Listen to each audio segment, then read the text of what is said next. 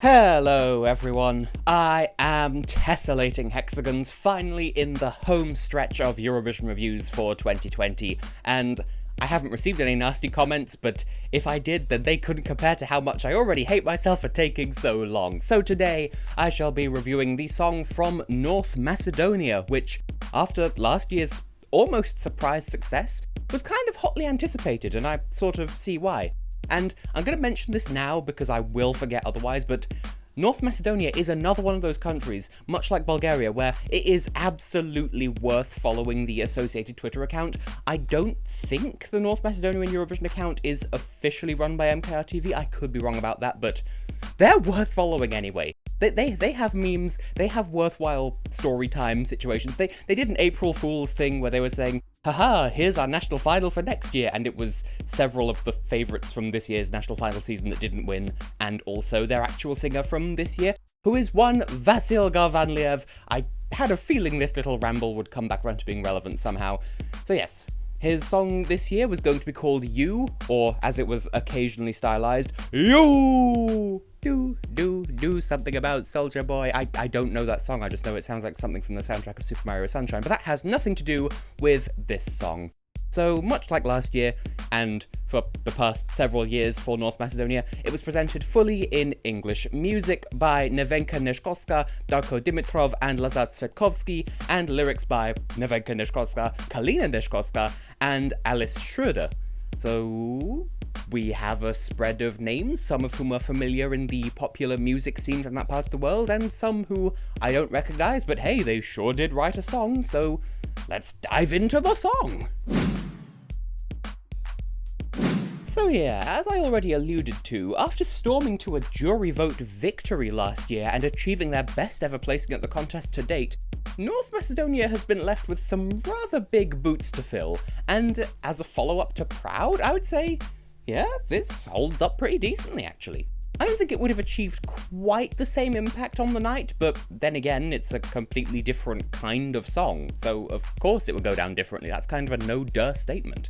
I do think that people have been rather unfairly underrating this song so far, as have I. I will hold up both hands and admit that, or I would if I wasn't holding a microphone in one hand. But at the same time, there's something about this song that doesn't resonate with me as strongly as I want it to, and I had this problem with Moldova as well. It's not the song's fault. I know that the fault lies entirely with me, because the song isn't doing anything objectively wrong, it's just my brain gets frustrated with it for some reason, and I don't like that I can't explain what's causing that, especially since, in this case, I feel like I should be absolutely stanning this song, and for whatever reason, that final connection just isn't clicking.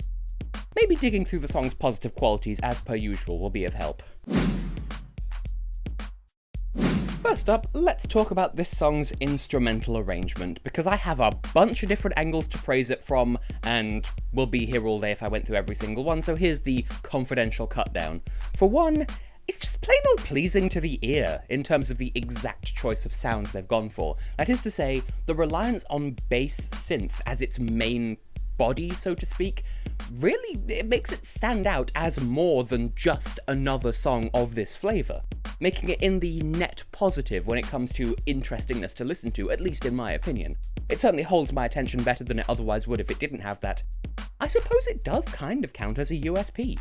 Genre-wise as well, the composition is actually a rather excellent hybrid of electronic pop with, I want to say, tango-style parts? I'm not massively up on my specific dance styles. If E.R. Harris is in the comments, then just follow his advice, because he knows a thing or two about dancing. But yes, I could be wrong. It sounds tango-y to me, but this is entirely based on what I know from Animal Crossing. But yeah, there's something in there that makes it incredibly Strictly Come Dancing either way, and I mean that in a good way. And on top of that, there's just the lightest touch of influences from the school of thought that gave us electro swing, which is always a good thing in my book. All in all, it's a smooth, well-balanced blend that leads with one style, takes inspiration from another, and works in concepts from a third without sounding like the drive-by mind-frying that was the Macedonian entry of 2018. Thirdly, in praise of the song's arrangement, just listen to the refrain.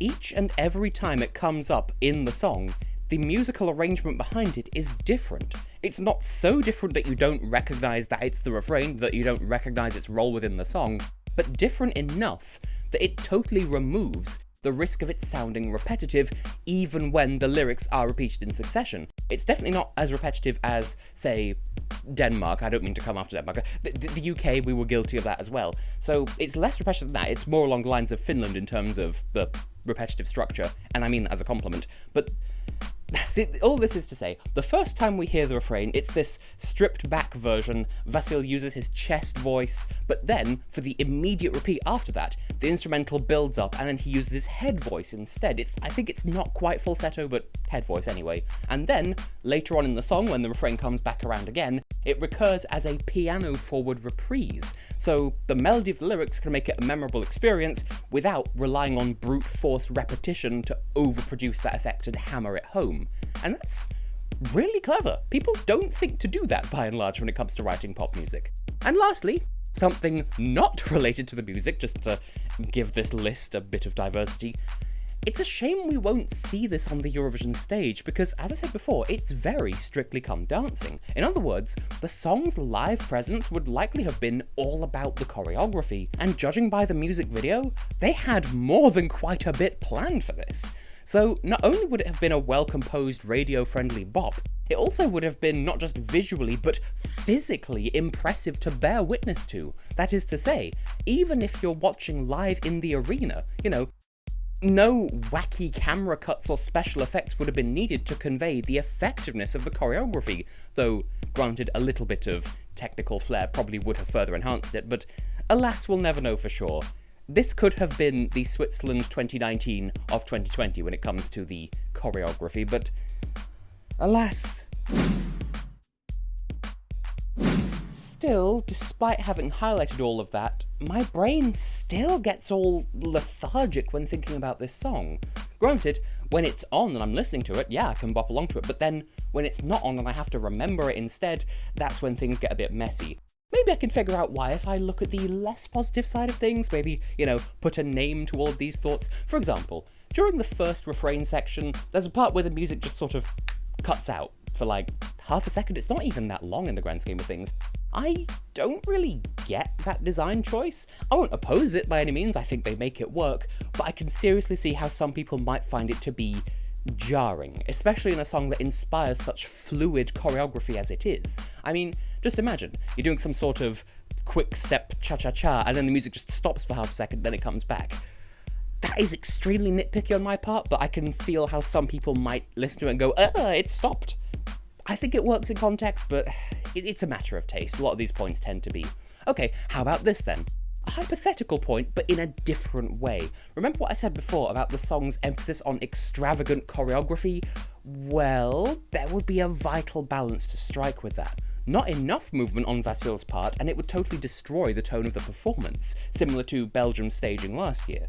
But, perhaps even more crucially, if there's too much movement from him, that will exponentially impact his ability to deliver live vocals. And the song does ask a lot of him as it is. Bear in mind what I said about his use of chest voice and head voice in close succession. Consider that he has to rapidly switch between the two in some places. That is not easy to do when you're in the middle of a newfangled fandango. And if all of that is a bit too rooted in what-if territory for you, then allow me to highlight the lyrics. You might not like that they are a touch on the banal side in a lot of places. For the most part, it's nothing we haven't really heard before. For a song meant to inspire dancing above all else, I guess that's not the hugest of deals, but it might still factor into your enjoyment of the piece. I have a similar issue with the North Macedonia entry from 2005, where there's a lot of cliche in there, and it's still a good song, so go back and listen to it if you haven't already. At this point, I feel like a lot of people may not have done, because it was 2005, that's 15 years ago, but still, look it up. But here and now, I, for one, struggle with the inclusion of the word ignite in the lyrics, which sounds like a really weird thing to pick up on, but simply, I can think of literally one song or one piece of media in the history of creative production ever that has used that word without accidentally sounding like an edgelord high schooler trying to write their first fanfiction but not wanting to use basic words so they bust out the thesaurus instead. Turns out, my mother, who has a Bachelor of Arts degree in English and all of that, apparently one of her university teachers actually had a word for this. He called it sharding, where in stuff like poetry or whatever, people use words like shard or myriad or ignite, where you really wouldn't in common speech, and for whatever reason, we're unable to suspend our disbelief, and so it sounds jarring because we don't give it poetic license when really it should be. It's entirely sort of prejudice-based in my experience, I recognise. It's just, ignite, especially, is kind of a word to be handled with much more care than it receives in the body of this song, which I know is stupidly petty, which is why I've sort of rolled it into another point here. But yeah, there's also the matter of the whole, I just want to dance with you, you know, you want to.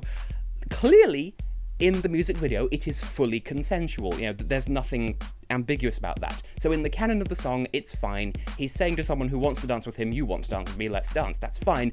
But it could, if you're sensitive to it, be read as a euphemism about coercion and social pressure, and that can have unfortunate implications. Granted, that is just if you read too far into the lyrics, but I mean, that's what I do on this channel. I think too hard about things, so that's kind of why I bring it up here, you know?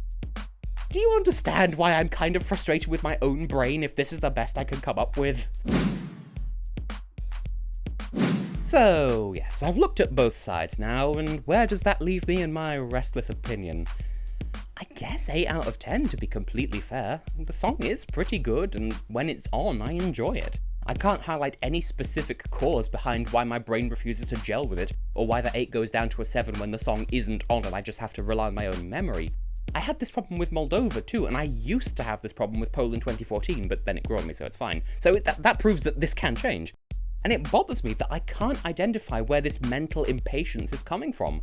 I know this is the sort of music that I usually enjoy, so why am I not standing it harder? I am honestly baffled.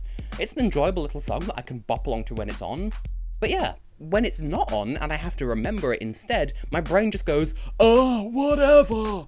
And that seems really disrespectful to a song that I have no business feeling that way towards. It's fun, it sticks in my head well enough, Vasil's a good performer, and the music video holds a lot of promise for how it could have looked on stage. So what's the missing piece here? Seriously. So in my perplexity, I'll give it a technical 9 out of 10 because I know it's a good song. I can catalogue the exact set of reasons why this is a good song. It's not a perfect song by any means, it lacks a certain X factor that makes it really pop as something super special, but it's still a good song that has a lot going for it, and I can't really highlight those points without repeating myself again and again and again in this video. So to keep it brief, it's definitely a solid follow-up to North Macedonia's catalogue of entries so far, performed by someone who clearly knows what they're doing, someone who clearly knows how to do what they're doing. The problem just lies with my brain and how I'm thinking about it, apparently. Maybe it's just a symptom of depression. Whee! Right, in conclusion, putting my personal conflicting feelings aside and saying things that my mother isn't happy about hearing me say on these videos, I'll hold on to that last thought, that yes, this is a blue step for North Macedonia. Really, it's kind of a repeat of last year's method in terms of song selection, and almost the same in terms of artist selection too.